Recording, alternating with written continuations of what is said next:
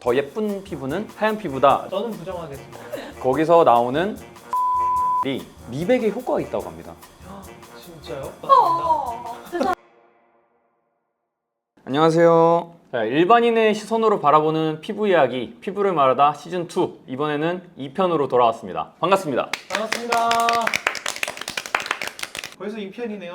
벌써 2편이라니요. 아 근데 저 분명 메인 MC가 아니잖아요. 근데 저 지금 4회 연속 나오는 거 맞나요 이거? 네. 피부를 말하다 이제 MC의 자격으로 이제 이렇게 또 나오시게 이렇게 됐고. 연속 출연 너무 좋습니다. 부러워요. 부럽다는데요? 안 부러워요. 지난번에 저희가 여자 게스트 모신다 했었는데 드디어 나와주셨습니다. 네, 화연 씨입니다. 안녕하세요. 저는 김하연이라고 합니다. 안녕하십니까. 저는 김재욱이라고 합니다. 반갑습니다. 왜 이렇게 딱딱해요? 그 영화 있잖아요. 그 김재욱 찾기인가? 김종국 아니에요? 아, 김종국 찾기예요? 죄송합니다. 여기까지. 네. 자, 오늘 제가 이렇게 두 분을 이 자리에 모시게 된 이유가 저희 셋의 공통점이 하나가 있습니다. 저희 셋이요? 이남민요? 미남민요? 저는 부정하겠습니다. 저도 부정하겠습니다. 저는 미녀가 맞습니다. 저희가 조금 까무잡잡하지 않나요? 그래도? 맞습니다. 제가 오늘 이렇게 두 분을 모시게 된 이유가 아무래도 좀 피부가 좀 까무잡잡한 사람들을 좀 제가 모아보자라고 생각을 했는데 고개를 왼쪽으로 돌리고 오른쪽으로 돌리니까 두 분이 계신 거예요. 그래서 이 두 분을 모시면 되겠다. 그리고 또 두 분이 또 피부 관련된 지식이 또 빠삭한 분들이잖아요. 아 그럼요. 저만 믿으세요. 자, 오늘 이 편의 주제는 미백편입니다.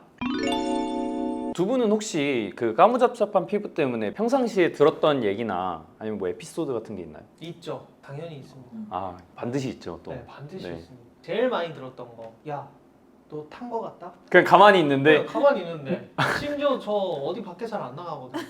집에만 있는데 방학 지나고 돌아오면 야, 너 탄 거 같다? 이러면 맞아요. 까맣다는 말 진짜 많이 듣고 그냥 여름에는 사람들이 여름 초부터 태닝 했냐고 물어보더라고요. 근데 태닝을 안 해도 태닝을 한 효과를 볼 수 있다. 이제 피부를 태운 게 아니라 그냥 자연스럽게 까무잡잡한 건데 이걸 가지고 좀 태닝을 했냐라는 오해를 받기도 하고, 사실 제 생각인데 좀 까무잡잡한 사람들은 뭐가 나도 그냥 티가 안 나니까 좋아 보이고, 저희는 까만 피부를 되게 좀 만족하면서 살고 있지만 요즘 인터넷이나 이런 걸 봤을 때는 좀 밝은 피부, 좀 하얀 피부를 많이 선호하시는 것 같더라고요. 자, 그래서 첫 번째 주제는 인간은 과연 언제부터 밝은 피부를 선호하게 됐냐입니다.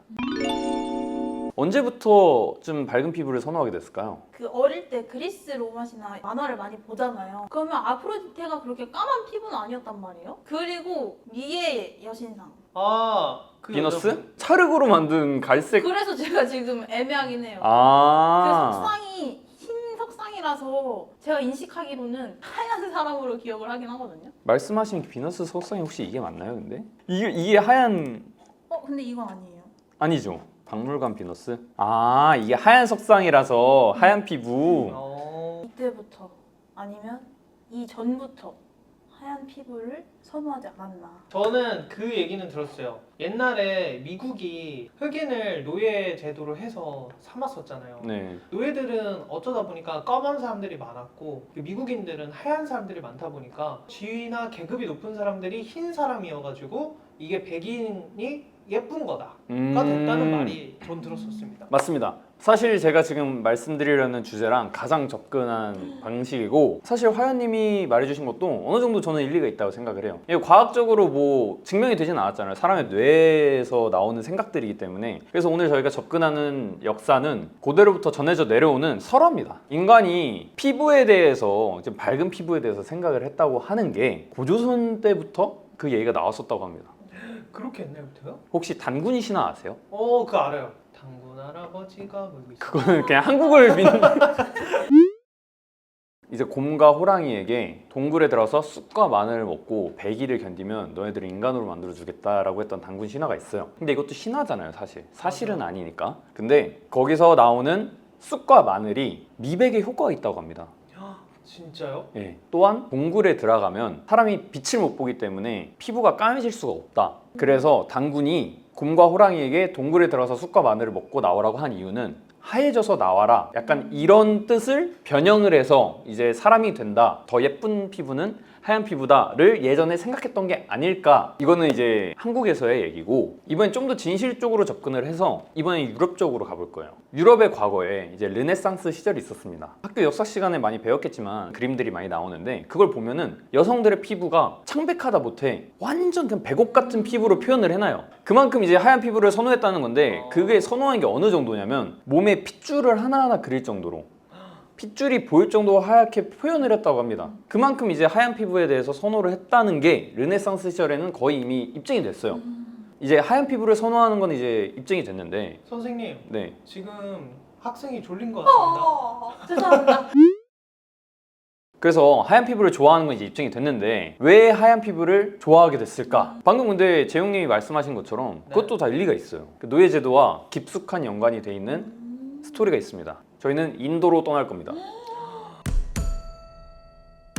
혹시 인도에 카스트 제도라고 아시나요? 아, 들어봤죠? 저도요. 카스트 제도의 기원이 되는 제도가 있습니다. 바르나 제도라고 하는데, 고대 인도에는 드라비다인들이 살고 있었어요. 근데 그 드라비다인들을 지배하러 아리아인들이 들어옵니다. 근데 아리아인들은 피부색이 좀 밝고 하얀 편이었어요. 그리고 드라비다인들은 좀 까무잡잡하고 좀 어두운 편이었고요.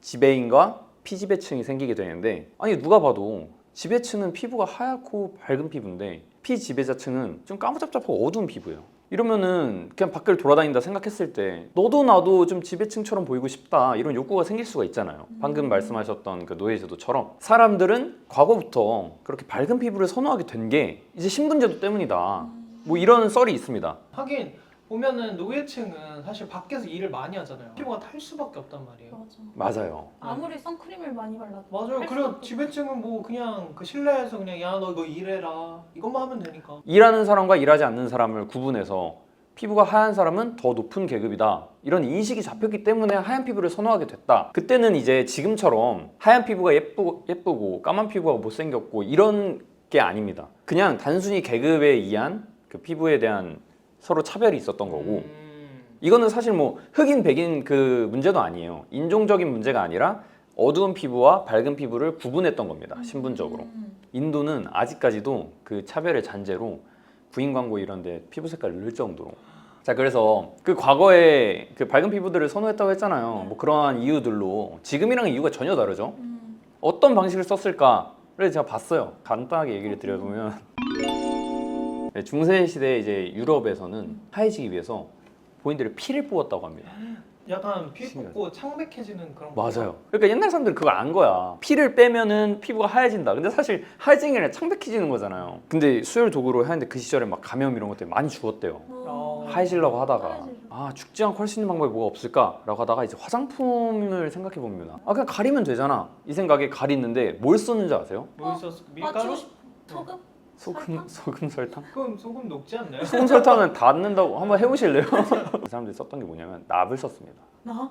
들었던 것 같아. 납 쓰면 죽지 않나요? 납을 써서 피부에 트러블이나 뭐 장기 손상이 있죠. 당연히 몸에 안 좋으니까. 와우. 근데 그 정도까지는 아 그래 밝아 보이는데 이 정도는 감당하자.